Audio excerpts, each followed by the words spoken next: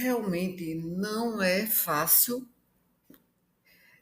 aprender os fundamentos da inferência estatística.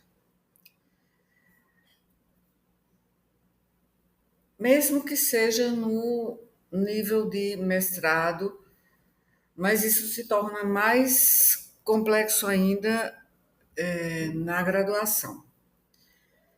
E, sobretudo, para estudantes da área da saúde.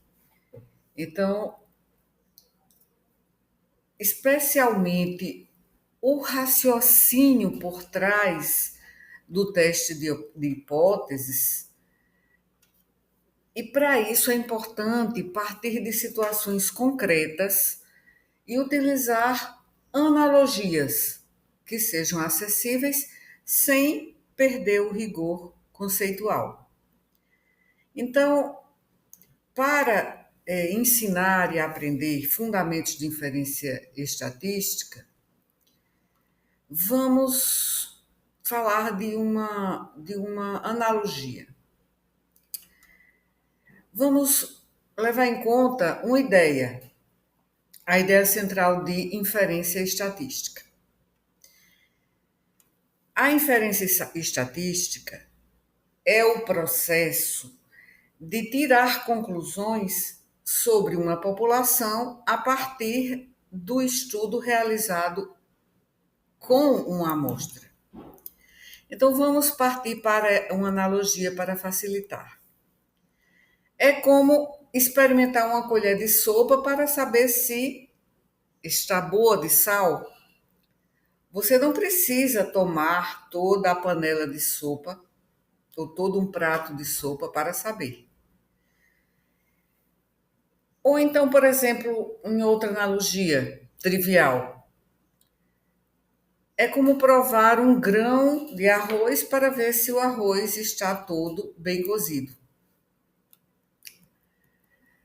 Então, o ponto central da inferência, agora trazendo para a inferência estatística, é lidar com a incerteza de forma controlada, utilizando a teoria da probabilidade. Então, vamos contextualizar isso num teste de hipóteses. Então, você pode perguntar: suponha que o novo medicamento reduz a pressão arterial. Mas será que esse efeito é real ou é fruto do acaso? Então, o teste de hipóteses nos ajuda a tomar decisões com base em dados da amostra, respeitando o risco do erro. Então, imagine que a média de pressão arterial da população a pressão sistólica é de 140 milímetros de mercúrio. Então, quando aplicamos um novo tratamento, a gente mede a média da amostra. Então, a hipótese nula, aquela que queremos testar, diz que o tratamento não mudou nada com o uso do medicamento, que a média continua 140. E a hipótese alternativa diz que, sim, houve mudança com o uso do medicamento. Então, o que é que vem a seguir? A gente vai escolher o teste estatístico para avaliar se o que observamos na amostra é tão extremo que seria improvável se a hipótese nula fosse verdadeira. Então, aí entra o papel do valor P, o nível de significância estatística, o alfa, né, e o valor P. O valor P é a probabilidade de obter um resultado tão extremo quanto observado, assumindo que a hipótese nula seja verdadeira. E se essa probabilidade for pequena, menor que o nível alfa, geralmente adotado por convenção de 0,05% ou 5%. Então, rejeitamos a hipótese nula. Então, dizemos que é improvável que esse resultado tenha ocorrido somente pelo acaso. É como, por exemplo, julgar, vamos com outra analogia. É como, por exemplo, julgar um réu. H0, hipótese nula, é a presunção de inocência.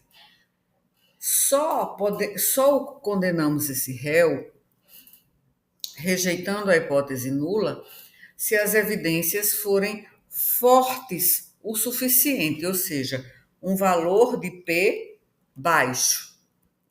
Então, com um exemplo, né? Por exemplo, outro exemplo nesse sentido que possa ser didático. Uma população de estudantes de medicina tem em média de 6 horas de sono. A hipótese que eu vou levantar é de que uma nova rotina pedagógica aumentaria essa média. Então, eu coleto a amostra, uma amostra de 30 estudantes, né? E ao medir essa variável nessa amostra de 30 estudantes de medicina, eu tenho uma média de 6,7 horas, né, de sono. Então, fazemos o teste de hipóteses para ver se o aumento é significativo. Ou seja, de 6 horas para 6,7 horas. Esse aumento é significativo? Então, a gente define H0 com média de 6 horas. E a hipótese alternativa com média maior que 6 horas. Eu calculo o teste, né? Por exemplo, o teste T de student, e aí eu obtenho o valor de P. Eu comparo com o alfa estabelecido de 0,05 ou 5%, e eu concluo se vou rejeitar ou não a hipótese nula. Então, é preciso reforçar que o valor P não mede o tamanho do efeito que se observa.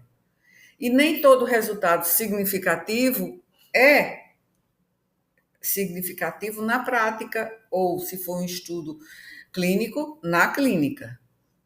Então, a interpretação depende do contexto e da qualidade da amostra, da representatividade e tudo mais. Não rejeitar H0 não vai provar que essa H0, essa hipótese nula, é verdadeira.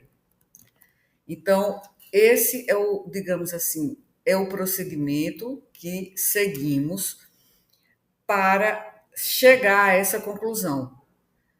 Ou seja, a tomada de decisão, se realmente a média que eu obtive é uma média que tem uma chance de 95% de ser uma diferença real e não uma diferença devida ao acaso. Então, se o valor de P for menor do que 0,05, ou seja, menor que 5%, o que é que eu vou fazer? Eu vou rejeitar ou não a hipótese nula? Então, responda aqui. Responda aí o que é que você acha com base nessa explicação rápida, breve, mas abordando uma questão que até os meus alunos de mestrado têm dúvidas ou não entendem o mecanismo, o raciocínio subjacente a essa lógica do teste de hipóteses na estatística inferencial. Então, voltaremos aqui após o aparecimento de uma resposta. O que é que você acha?